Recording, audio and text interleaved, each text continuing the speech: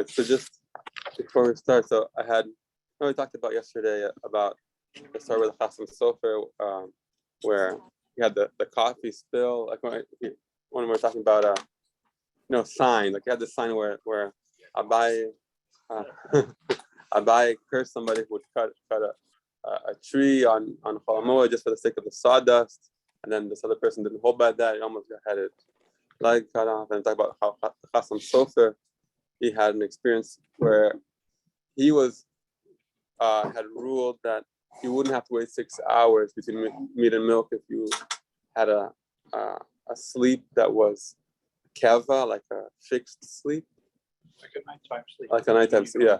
Yeah, that would be more powerful in making that difference, and I guess would digest faster or something.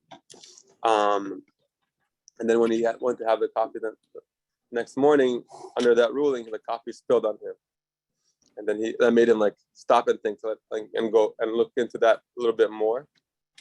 And Dr. Stein talked about how, like in Judaism, we don't usually do that. Like we don't go by signs. But there's a famous story of Rabbi Eliezer and Rabbi Yeshua. If I'm right, yeah. So then the conclusion there, is that we don't. He means we don't go by signs. It's completely up to the majority. But you're allowed to have like rethink. You're not going to make the law based on that, but you're allowed to rethink. And then when yesterday I went to go get sushi, I think Yoza was giving that example about sushi that's cooked or something. We're talking about bishalakum. And then the sushi fell, and they're like, "Oh, but then the sushi fell, but then like none of them. It wasn't ruined. Like you really can drive yourself crazy. Like if you're gonna try all these signs. And I think generally, Judaism is very rational when it comes to these things. Because a sign can be a sign for anything, depending on how you interpret it. Okay, so anyway. Okay, all right. So here we go. Mishnah. Ein lochim batim avadim. Right. Oh, we're all the same. Ein lochim batim avadim behema ela l'sorach hamoed l'sorach hamocha she'en lo. No, that's 13a. That's the bottom. So then we're in the top one then. Sorry. We did not do the top one. We're kind of like the middle of the page. Ein lochim batim avadim behema ela l'sorach hamoed. Did you get the new Masechta, by the way? Was it the remote? Oh, not yet. Yeah, because still have Chagiga after this too. Yeah. Okay. And so we don't purchase houses, servants, or an animal only for the sake of the Moed, only for the sake of the Moed. Or if the seller needs the money, then you would be allowed to. So the seller needs the money, so you're actually helping him out by buying it during Chol Hamoed, which is an interesting addition here. It seems like there are a few extra words where why didn't just say Odes or Hamocha for the need of the seller? Why did it have to tell you that he didn't have what to eat? And again, when it says didn't have what to eat, it means that he literally didn't have anything to eat, that he would starve, but that it wouldn't have enough, for the Yom Tov. It wouldn't, without for him to be comfortable. Okay, so that's the Mishnah Gemara. Ba minei Rabba me Rav Nachman. So Rabba came before Rav Nachman. He said, Schar peola shein lo ma yochal mahu. Okay, so our case was you just buy something on the Moed, and and that's now you're providing money for the seller. What about if you want to pay a worker? You want work to be done on Chol Hamoed just for the sake of paying him money because the worker needs the money, he doesn't have what to eat. What's the halacha there? It's a little bit different because there's much more work involved. Amar le, so Rav Nachman, quotes this. Right? The Mishnah states clearly that the seller needs the money, you can buy something. Okay, so what is it coming to add? What I mentioned before, Shein Mayochal, didn't really have to say that, didn't have what to eat. Lav Latuya is Harperula. Isn't that come to include also a case where there's actual work involved?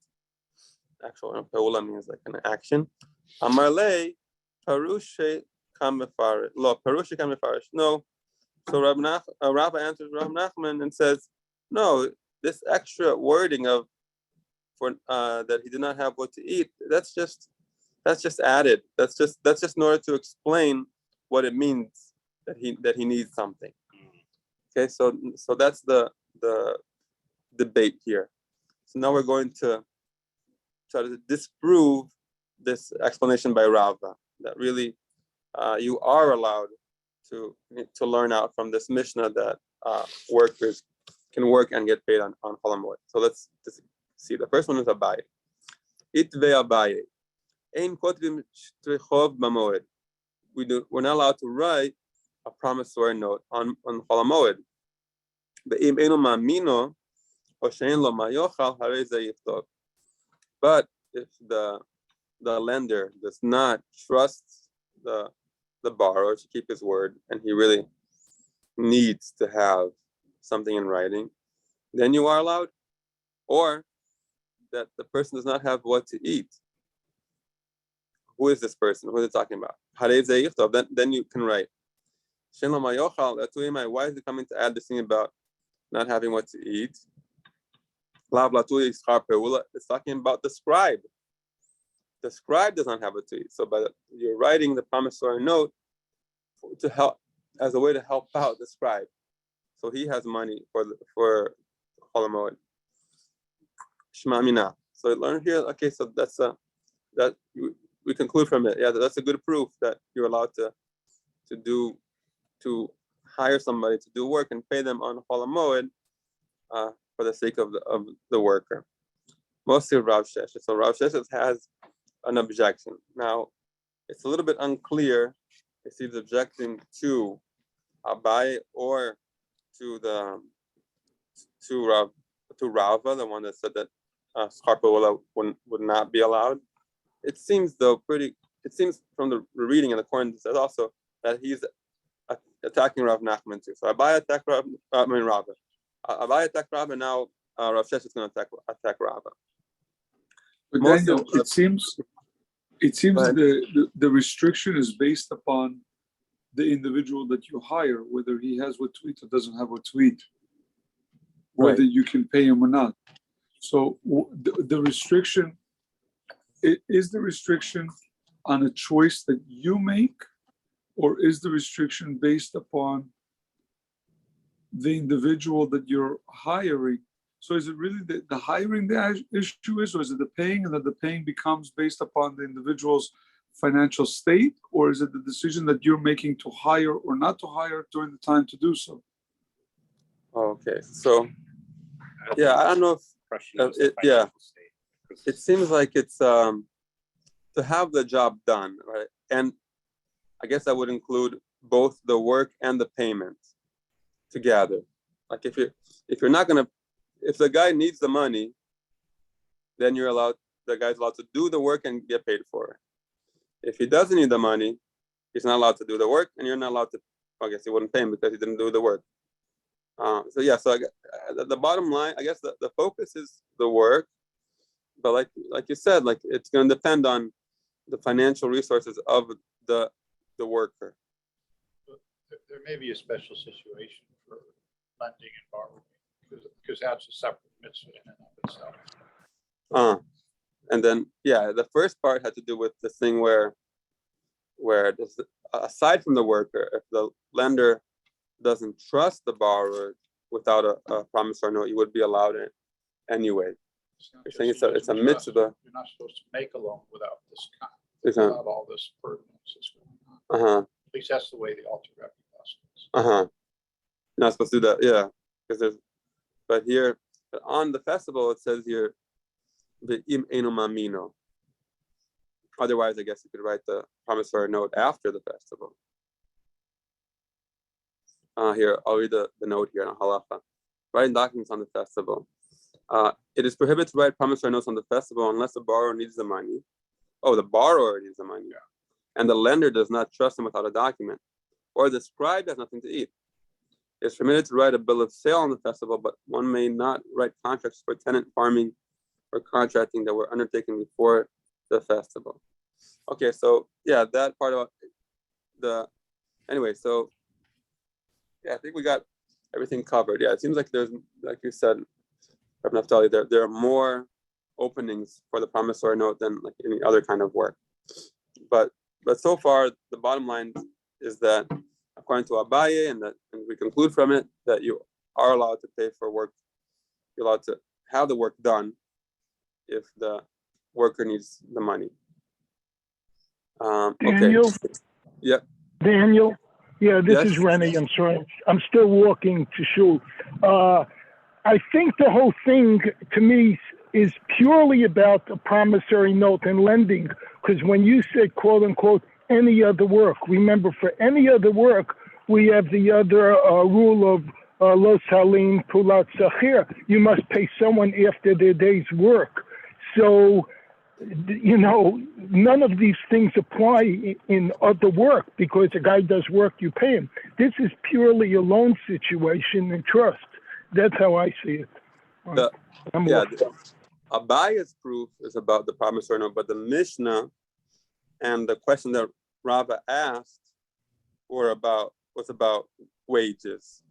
Right. So again, I'll read the Mishnah says you cannot buy a home, servants or an animal, right?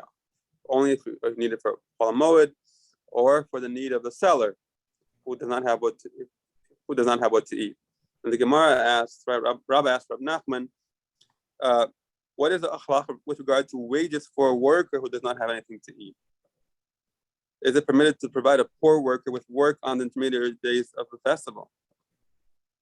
But Dr. Simon brings a good point. Like, it really kind of goes together that you have to, if he does the work, you have to pay him the same day.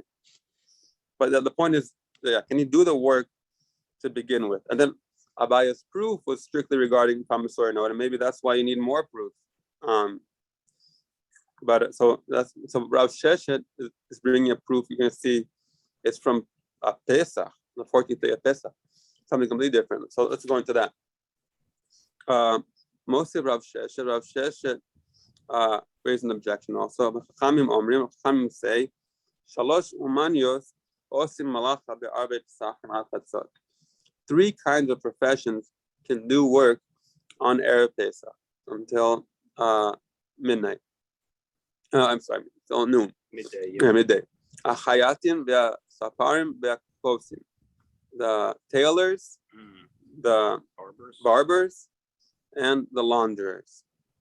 Achayatim sheken idiot tofer kedarko cholo shamoed. Why can the tailors do work? Because even a regular person can do that kind of work on Chol HaMoed. Asaparim ve'akovsim. What about the barbers? Why? Because chicken and the launderers. Chicken abayin mimnat hayam ve'ayosem mibeit asurim utam lesaper l'chabes b'chol shemona. Somebody's coming from out of town, from far away, or they're just got released from prison. They are allowed to get a haircut and get their laundry done on Chol HaMoed. Okay, so you have these 3 exceptions of work that can be done on the 14th of Pesach, and okay, so if you're going to say that the wages for work that have no for the worker who has no food is allowed, so let him say all professions. Okay, and if it enters your mind that paying wages to a worker who does not have anything to eat is permitted on the intermediate days on the festival, and all types of labor should be also permitted. Right, so you're permitting these 3. What about all the other professions? They should also be permitted for the case of somebody who who didn't have the money, who needs what to eat. So all the professions should be allowed too. Maski Rav Papa Ela Me'ata Binyan Lishteri. If you're going to read it that way, that one can derive halachas like this, that sheken binyan also. Then should we say that building a building should be allowed on Erev Pesach if somebody needs the money? Sheken kotel hagoyel rishut harabim shoter kedarchom mibnei sakana, because there actually is a case where somebody a builder would be allowed to work on Erev Pesach if there's a building in the public domain, a wall in the public domain that's tilting, you knock it down because it would be a danger for the public. Are you saying, because knocking down a wall that's dangerous is permitted, and you're going to say the whole profession would be permitted? Rabina says also, Ela me'ata lavrar lishteri, scribe, that he would be allowed to do any kind of work. Sheken kotvim kiddushay nashim gitin b'shovrim, because so that he can write other things like a wedding, like a marriage contract and divorce contract, right? And shovrim, I guess just receipts. So we're going to allow him to do all this other stuff as well. Okay, so yeah, it's a little bit. The back and forth here is what exactly is Rav Sheshes and what are the attacks going on? Again, the overall discussion is whether or not workers should be allowed to work on Chol HaMoed if they need the money. So then Rav Sheshes brought an example of Erev Pesach where certain professions are allowed, and we assume from that other professions are not allowed. But there are cases where you can't learn that other professions are not allowed, because there are cases where other professions would be allowed too. You're just not spelling everything out. You want us to give all these different cases. Right, yeah, so it's just saying what's permitted, so we could assume. Yeah. So for all the examples we have, for the enjoyment of the Moed. That's going to be, yeah, you got it. That's what the Talmud's going to say. Elamar of Ashi, Moed Arba'asar Ramis. You can't learn the 14th of Passover to the Moed from 14th of Passover. Moed Misham Tircha. Why is work not allowed on Chol HaMoed? Because of exertion. Tirchahu. We'll come to say that in the place of great loss, Sharabanan. Then the rabbis allowed for great exertion. Arba Asar, the 14th of Nisan, Mishum Sorach Yom Tov. 14th of Passover, 14th of Nisan is for the sake of Yom Tov. Mm-hmm. It's like you were saying, I'm not telling you that. What we're permitting is what's needed for Yom Tov. We did the Sorach Yom Tov because these are things that are necessary for the Yom Tov itself. Sharabanan. What's not necessary for the Yom Tov, that is not allowed. So you can't learn one from the other. One is talking about a place of loss. Somebody doesn't have what to eat. That's a big loss. Right, so then you're allowed to work. That's not what would be allowed on the 14th. There's different customs as to how much work is allowed and what amount of work is allowed on Erev Pesach. There are places where you can't work at all of Erev Pesach.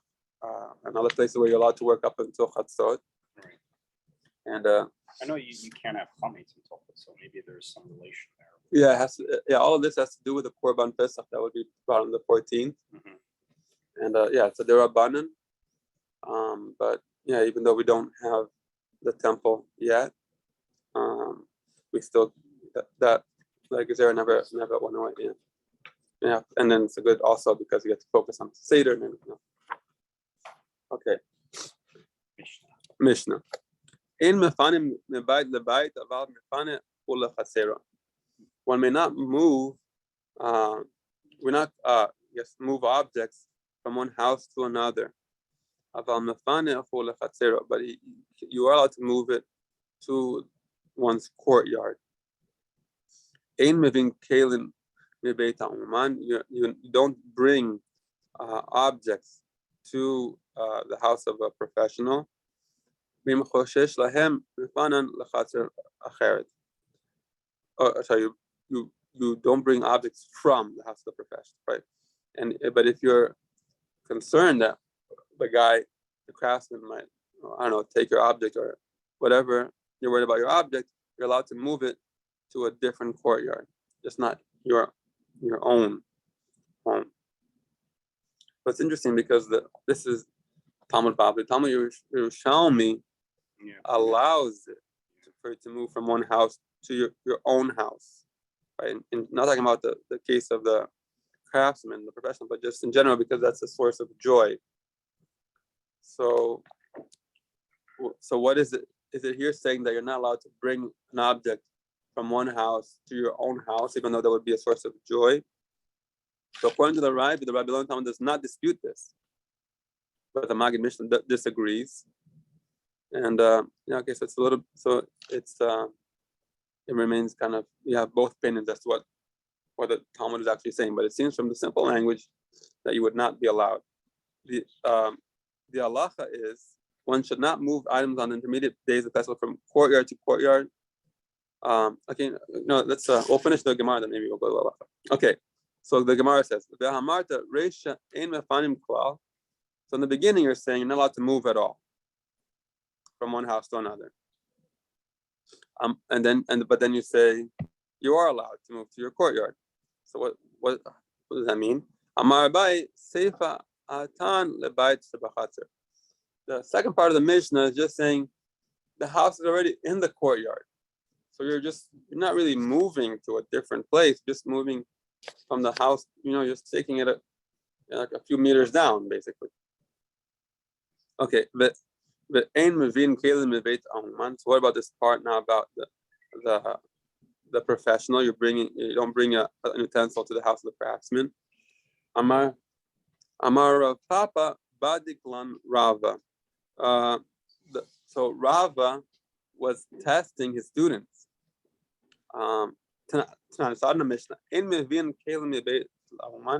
Here it says that you're not allowed to take objects from the house of a professional.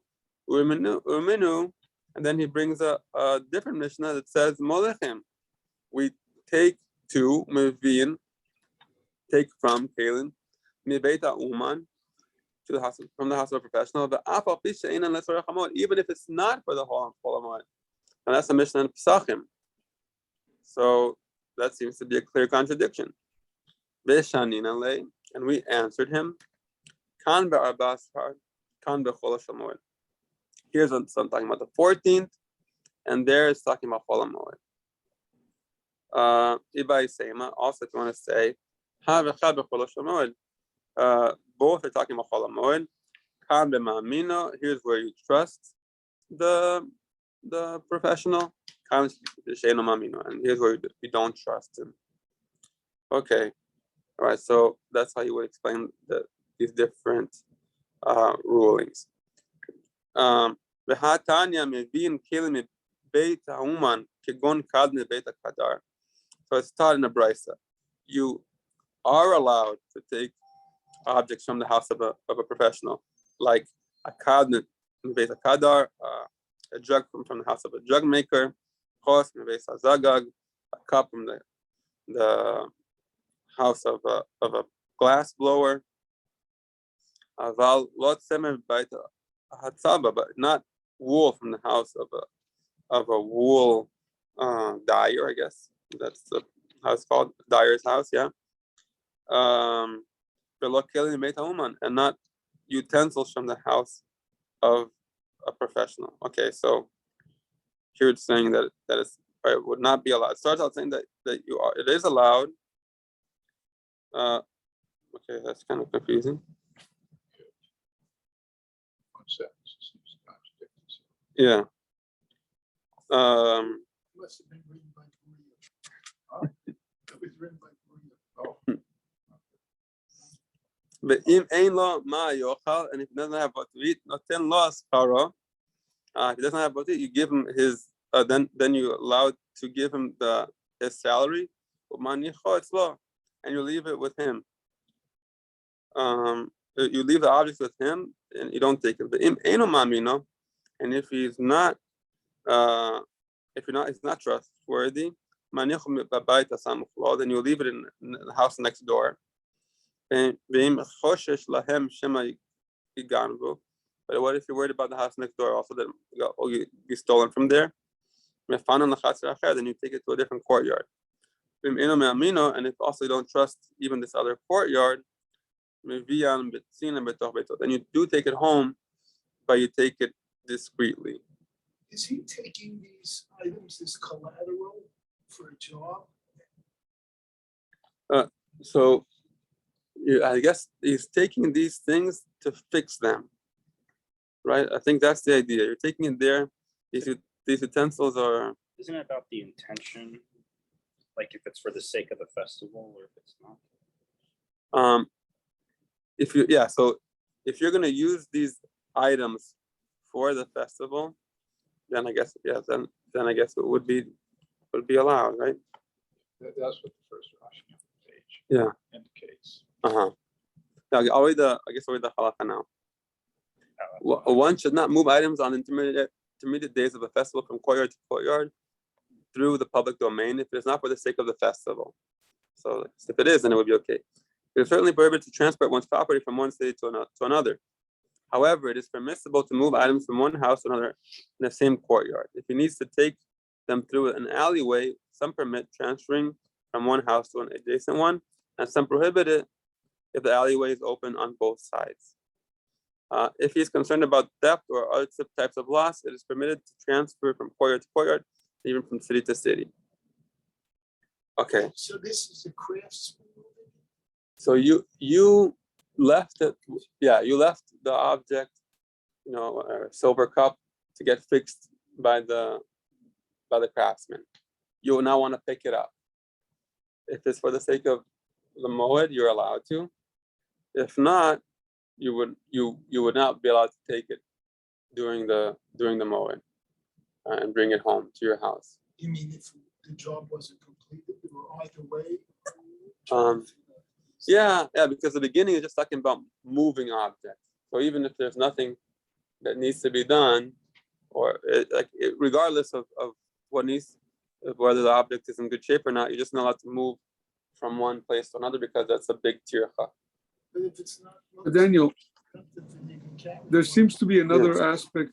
There seems to be another aspect here that is also the concern of the craftsman himself, that if he doesn't have what to eat and he's performed the melacha and you're not taking the object, so what you're doing, it shows that there is a need to make sure that he's compensated so that he has what he needs for the moed, but you're to leave it with him. So it's not so much about your needs of getting the object that you're trying to bring back. It's about making sure that you're not leaving him without the compensation for the work that he did at the time that he needs that money in order to perform the moed correctly. That's why it says that you leave it mashirto etzlo. You go, you pay for it, and you leave it by him. And if you don't trust him, then you move it to the next house over. And if not, then it gives you the kula to say, go ahead and bring it back to your house, even though you don't need it. But the whole concentration, the whole focus is to make sure that you're paying him for the work that he's done.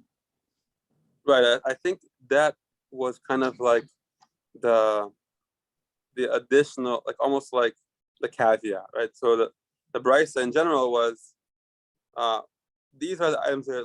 I guess the way it would work is that once you would take your item back, that's when payment would be made for the work that was done, right? So then, if the guy does not have if the guy has plenty, if the worker, the professional, is fine financially, then you don't even go there. You wait to after the moed to take care of business and pay him at that time.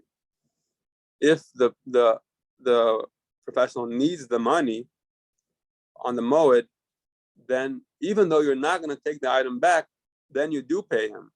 The problem is I guess also, right? Then if you pay him, but the guy is keeping your item, who knows if you're ever going to see the item again, especially in Miami. Yeah. Yeah, that's the angle I was thinking about.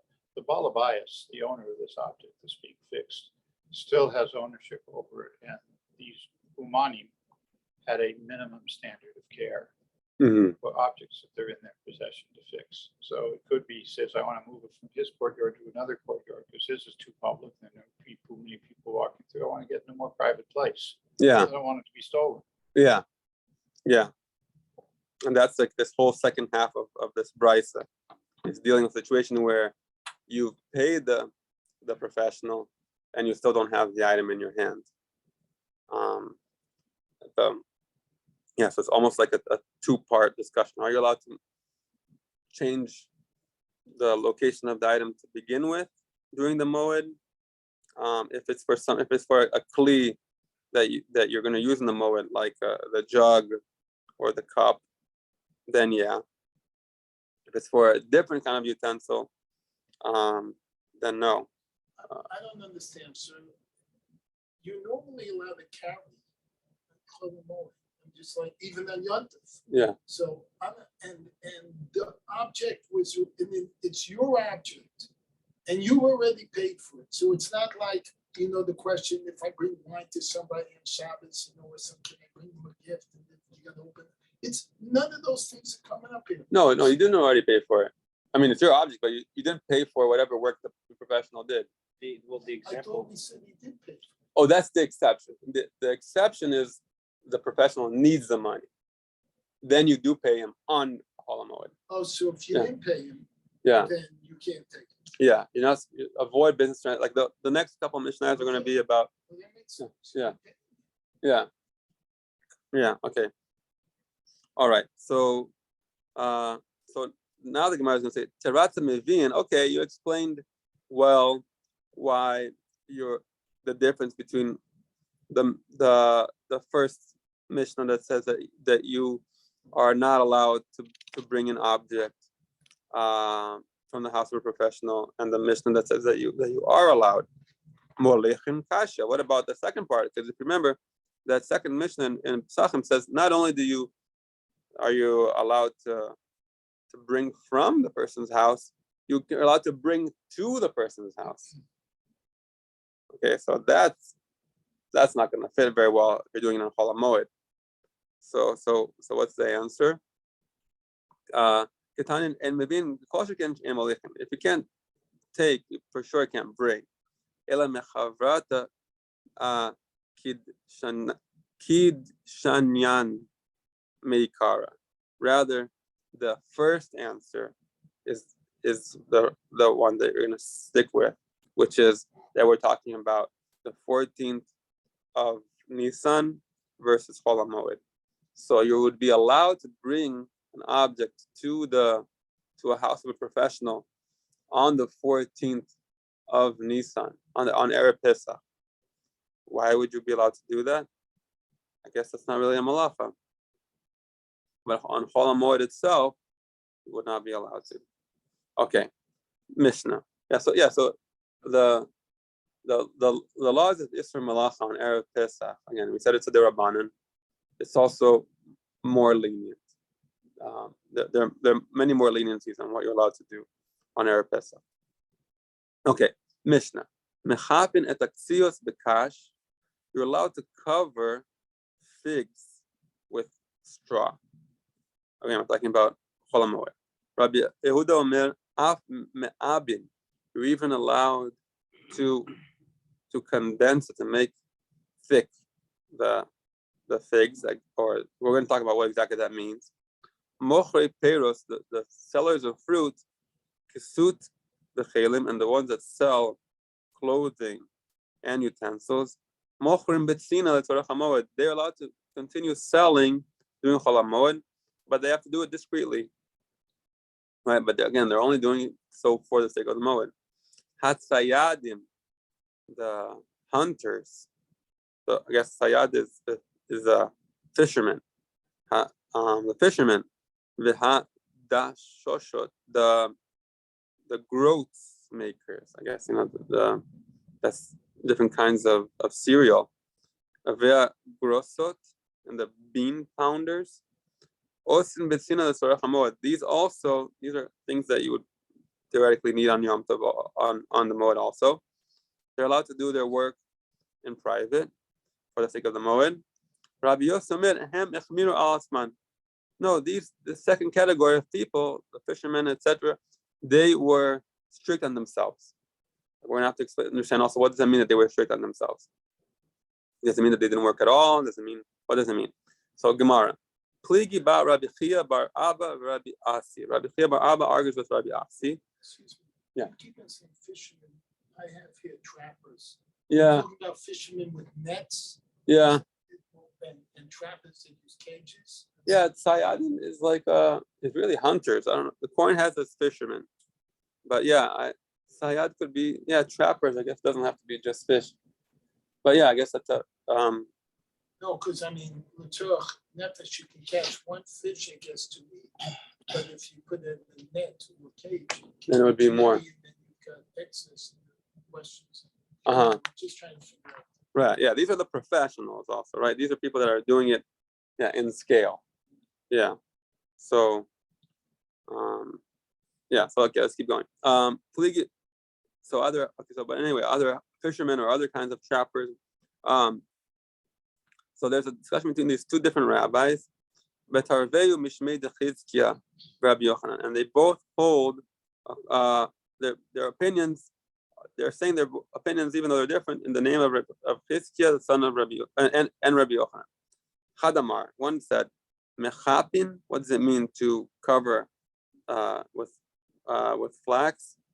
Aklushe. It's a light covering over the figs.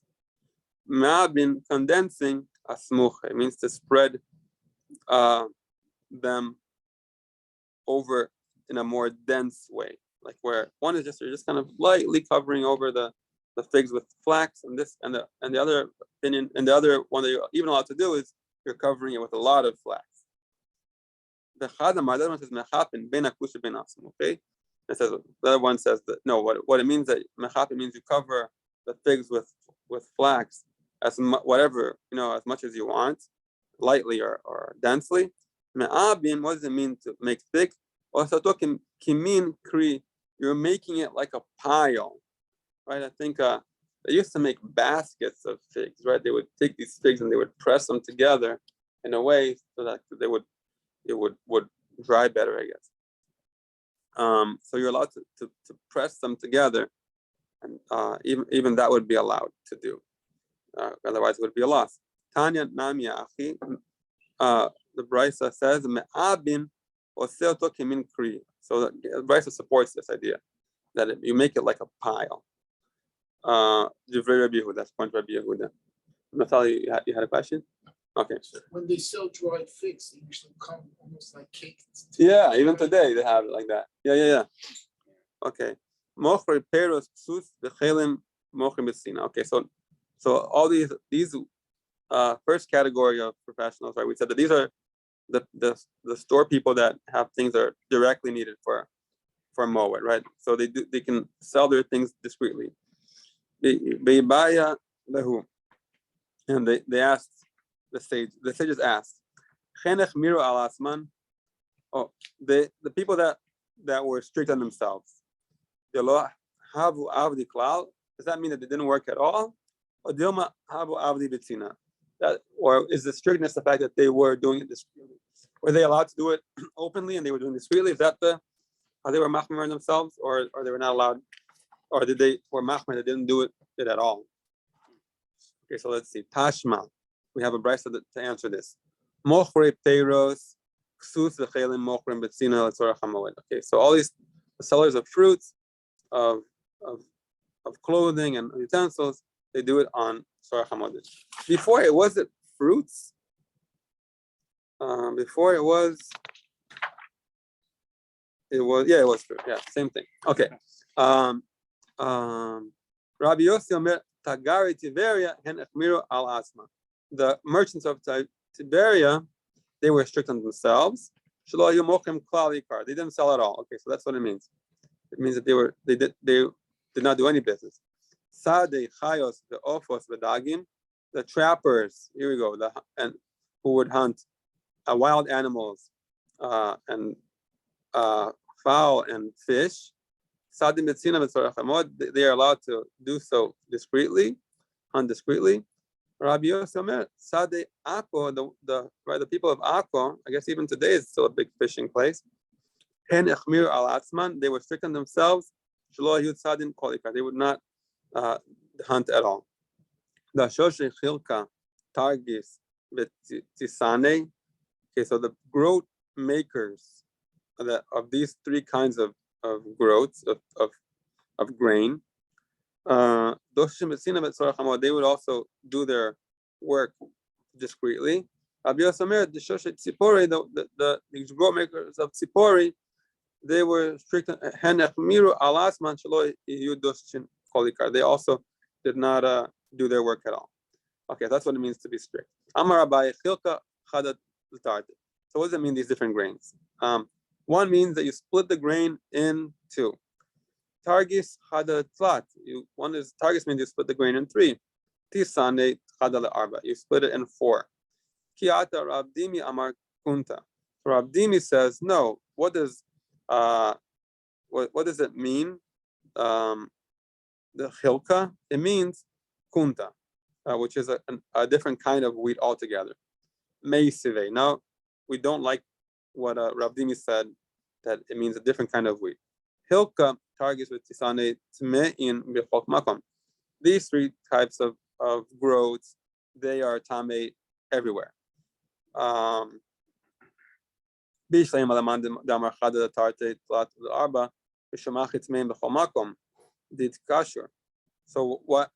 according to the opinion that says that these are just grains that are split into these different kinds, why are they tame? Because once you split the grain, they're complete, I guess, and then they would be, they would be susceptible to tuma. Eleman de amar kunta, but if you just say that it's kunta, that it's just a different kind of wheat, and it hasn't been processed in any way yet, why are you saying that it's always going to be matame? That it hasn't been machshir latuma, it hasn't been made fit for contracting impurity yet. Okay, so that's one thing. Kigon de milkalfan, the brisa is gonna give an example where it's husked, where the ilav dishra lehu b'maya, because if it had not been soaked in water, lo haba mekafa, then you would not be allowed to husk it. Why is it called chilka? Dishkal chalkayu, because the husk was removed. Okay, so I guess that's going to answer this attack on why hilka can still be considered emer, because that is also done in a way that would be susceptible to tuma. The idea is that once something is in its final state, that's when it's ready that's where it can be mekabel tuma. Okay, meisive, another objection to saying that chilka is emer wheat. Anoder min adagan asur af the full amitzri. Somebody says, I'm not going to have any kind of cereal, any kind of grain. That person cannot have Egyptian full. I think if you go to Egypt today and ask for full, everybody will know what you're talking about. That's the Arabic for bean. So that you're not allowed to, even Egyptian bean, dry bean, you're not allowed to have. But sorry, wet ones you are allowed.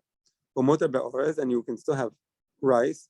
And you can have these three kinds of growths also. If you go according to the opinion that you're saying that these three words, chilka, targis, tisani, are just growths that have been cut in separate ways, it's easier to understand why that would be allowed. Because then they're no longer in the category of cereal. But if you didn't say that chilka is just this wheat, which is clearly a cereal, dagan malyahu, it is a proper grain. and therefore this definition would not work. Kasha, it's in fact difficult. Okay, Rav Huna shra lehu le'anho kafru krufaita lemezel lezabune ki orcheu beshuka. Rav Huna permitted spice merchants to go and sell their product in the usual manner. Because before we said that different sellers that sold for the Moed, they have to do so discreetly. Here, Rav Huna is allowing them to do it in an open manner. Eight by Rav Kahana asked on him, if a store opens in a row of pillars right along the street, meaning it's not wide in the open, then you can open it and close it in the regular way. But if it's open to the public domain, so yeah, how do you do it discreetly? When one door is open and one is closed. On the Erev, the last day of Pesach, you open, or of Sukkot, you open. I guess you take out the wares. You take out all the fruits and you decorate the marketplace. So it was mutar to sell, I think, like in private or something like Yeah. that. But buying was more of the issue. So I guess Now the issue is that Rav like Huna is only saying, Goyim yeah. would buy along the way. No, you're allowed to buy for needs of Yom Tov also. Okay. For the needs of Moed also. The issue here is that Rav Huna is saying, sell these spices for Yom Tov in the same way you always do it. And Rav Kahana is saying to him, no, you can't just do it the regular way. You have to. There's a whole process of how you do it in a discreet way, and towards the end, you're even supposed to take out all the fruits and decorate the whole market for the Yom Tov. You're allowed to put the fruits everywhere for the sake of the Yom Tov. Yes. But if you're not going to do it to honor the festival, then you can't sell it in such an open manner. Lokash, have a theory.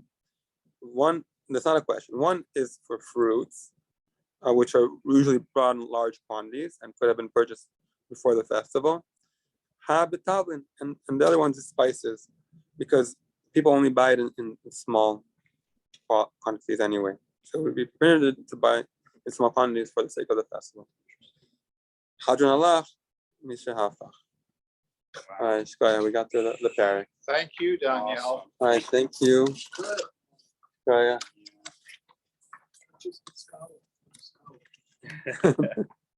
Oh, thank you. Oh, yeah, beautiful. Thank you. All right, Shkoya. Have a wonderful day, everybody. Thank you. All Thank you. right, thank you. Bye bye, Smith. We'll be back tomorrow. God willing.